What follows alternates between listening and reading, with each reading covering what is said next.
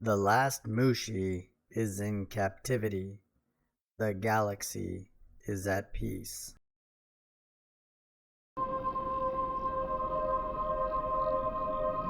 What's in the box?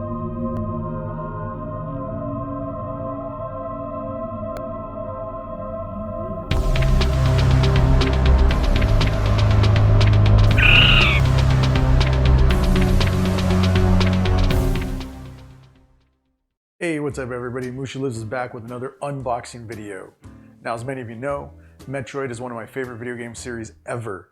The very first Metroid game I ever played was actually Metroid 2 on the Game Boy. So when Samus Returns came out, the remake of Metroid 2, I was totally excited about it. So what I have for you today is an unboxing of Metroid Samus Returns Legacy Edition. Now you're probably wondering, Mooshie, I've never even heard of this. Where did you get that? Well, there's a good reason for it. It wasn't released here in North America. Thanks a lot, Nintendo of America. But it did get released in Europe. And I had to go on eBay and buy a copy of it, which fortunately, it's still a reasonable prices. We're not talking about jacked up prices beyond the original price. We're talking about really just the additional shipping to get it over here. So if you're a fan of Metroid, you're gonna see in a few minutes why this is totally worth picking up. So let's get started. Now that I'm sure you're tired of listening to me wax poetic about how amazing Metroid is, let's go ahead and get to the unboxing. So I have here in front of you guys the actual Metroid Samus Returns that was released here in North America. Now there was a special edition that was released with a CD. I did not get that version because I was holding out to get this version here. This one was only released in the UK. Well, I take that back. This one was only released in Europe. And I had to go on eBay in order to order this one because there's no way for me to get it on release day. So this is the one I'm going to be opening up, and then of course I'll compare the cart in here to the cart that's here. So let's get started. Real quick on the back, you'll see here that it does come with the same audio CD, which is why I held out for it. Then we have here, what does that even say? That's some kind of, can't even tell what that is. Like it says here, Gold 5 logo badge, which is this one here, so I'm just wondering what this is. I guess we'll find out when we open it. And then it comes with an art book. Of course, the same artwork that's here for the cover. Keyring in the force shape of a morph ball.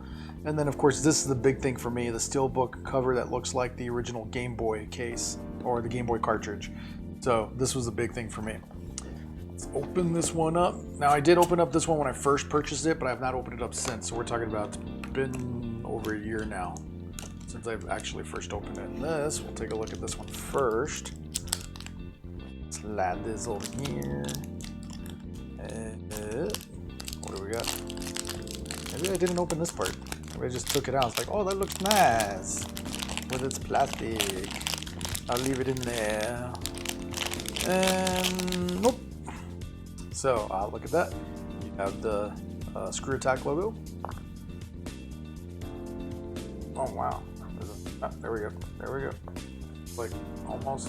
Yeah. Oh, look at that. That is so nice. It is a pin, right? Yep. Probably. Let's see if we can get it out. Come on. All right. That's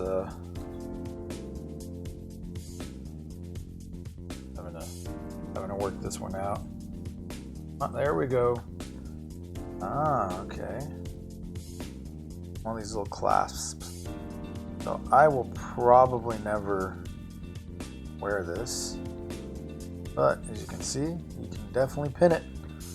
If you ever want to wear it on a lapel or something. This is pretty cool. The fact that they even went through the effort to do this. Very pretty. Alright, let's put that one back. Good.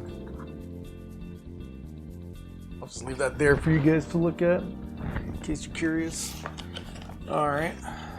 Whoa. Let's start with this bubble wrapped item. Oh, it's just bubble wrap.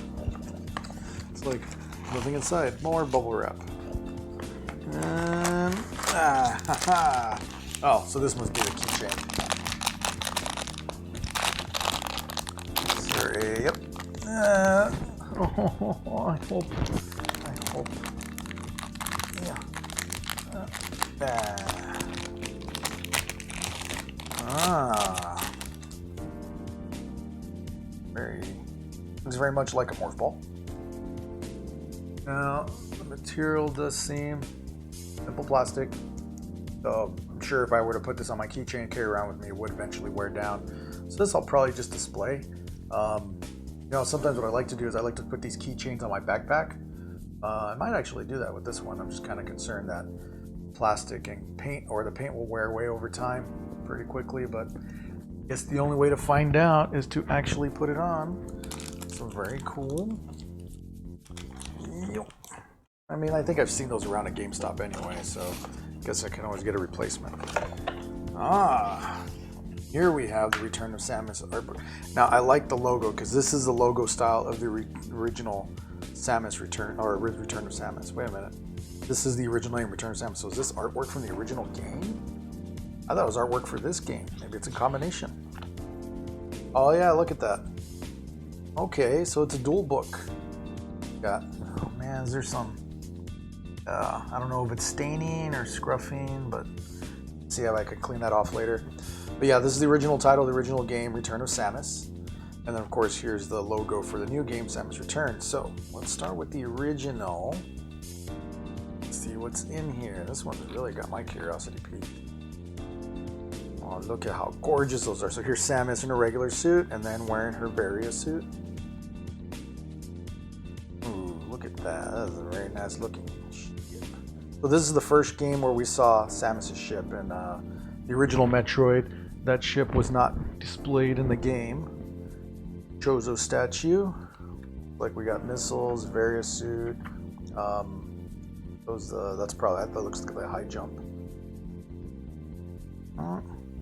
Yep, E-Tank. There's our screw attack.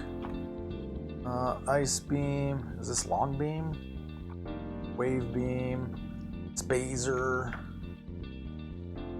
Got some good stuff here. The Metroids and the mutations of the Metroids as you traverse the game. Culminating in, wait a minute, is that our, see, this is probably the Metroid Queen. Here are the Omega Metroids right here. Various enemies on SR388. All this original artwork's pretty cool. And to get it in full color as well. Look like they've been either well preserved or restored really well. It's pretty cool. I did not expect to get this on the original artwork cover for the original Metroid 2. Now, going through the other end. Oh, like how they go into detail with her morph ball to give it some more character as opposed to just, oh, she's just turning into a yellow ball. There's Zero Suit. Look at the interior cockpit of the ship. Now, the ship is very similarly designed to the 1 and 2 because the 1 and 2 and Super Metroid are the same ship, and then actually 2. Thinking of Prime. Prime is where her ship. That's because it gets destroyed at one point.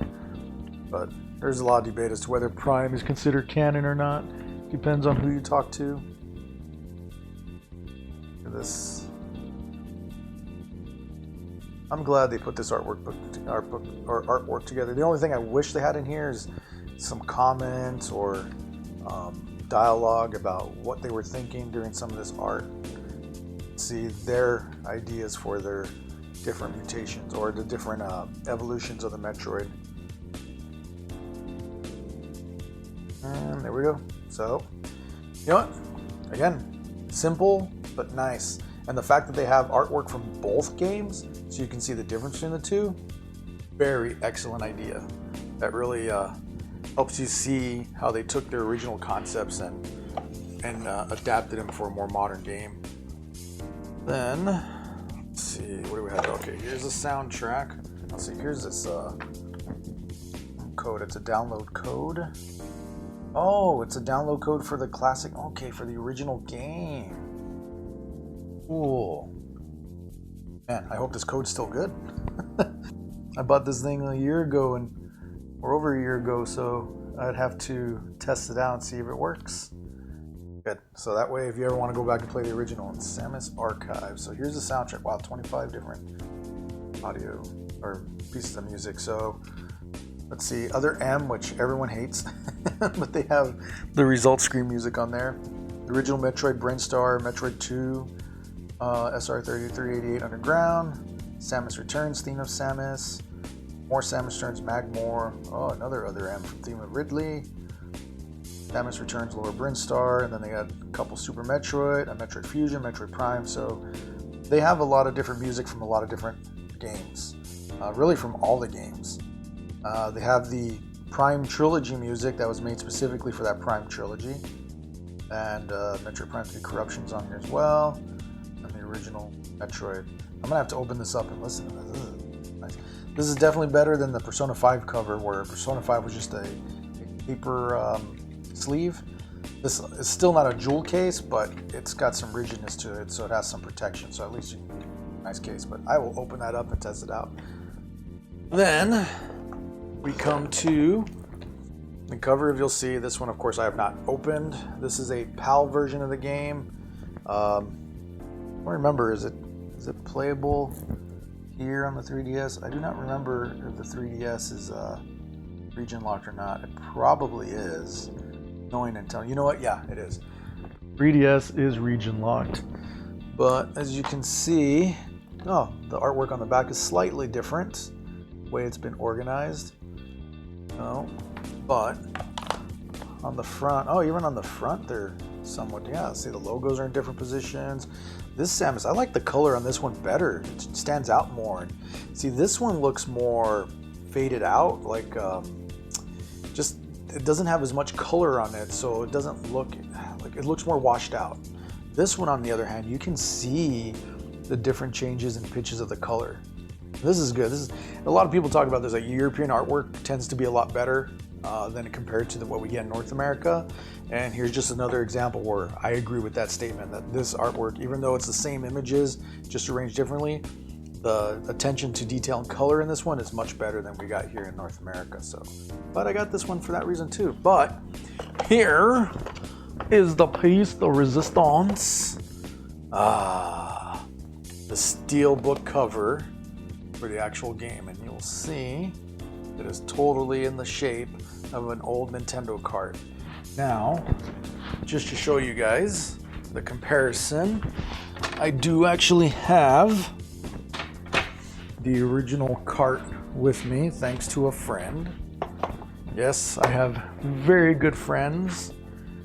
And see, I even have the original Game Boy manual. I have the box somewhere too. So my old boxes that I still have, I put away somewhere safe to keep them protected. But here's the original game. It even has the cover on it. Now this game was picked up secondhand, so you can see there is some yellowing on the cart, but you'll see that it's a replica of that game cart, which is really cool. I mean, I never would have thought of that, to create some kind of steel case that looks like the game cart, and I love it. I mean, it looks great. And open it up, you'll see that it has a slot there so you can put the actual game, which if I pull this one, do I have mine in here? Yep. Not sure if I left it, put it back in here or not. And boom, there we go. Now the steelbook cover is doing its job. So all in all, very nice package that they put together for this, and I really wish they had released it here in North America so other fans would have an opportunity to get it, but pretty typical for Nintendo of America to not release cool stuff like this. I don't know why. I mean, they did the same thing with Legend of Zelda Link's Awakening last year, when they released a nice European package, which I'm still trying to put the money together to get on eBay because I do want that package myself. And we got here the same thing where it was of course the regular cover, and it came with a piece of music as well. And again, that's for Link's Awakening, but in Europe they got a nice collector's where it also came with a steel book, but it was in the form of a Game Boy with a screen from Link's Awakening. And Europeans are getting the best stuff, and I don't blame them. I blame our Nintendo of America for not thinking that fans would pay for this kind of stuff, but I'm telling you guys, I know I would, and I know plenty of friends who would have done the same. So that's it for this box. There's really nothing else in here. Just check it out one more time. Got internals falling out. Don't want to break anything. Yep, totally empty. So gonna put all that stuff away. But just to recap, the steelbook cover, we have the nice medallion here, and of course a keychain, the music CD, a code for the original Metroid 2, and of course the superior box cover with the superior art. So all in all, great package, highly recommended.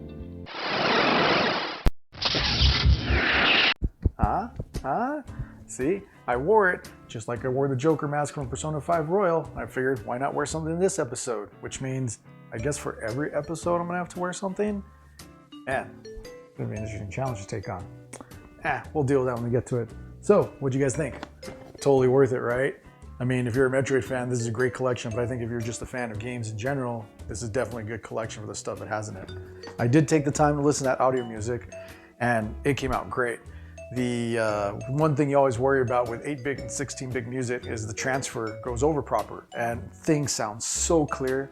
The music sounds as good as it did on the original systems, and of course the newer music sounds incredible because it's already on incredible stuff to begin with. So again, if you're a fan of Metroid, you're going to enjoy that audio portion of it as well. Really, I have no complaints about this collection at all. Everything that came in there was obviously designed for a Metroid fan, and again, as a fan of Metroid, I loved every single piece of it. So, just like for Persona 5, I'm giving this one a score of 5 out of 7. Again, if you don't know what that 5 out of 7 means, probably gonna have to post a future video about it so that way you guys understand where that came from. But for now, understand, damn good collection, definitely worth a buy. Check it out. Peace!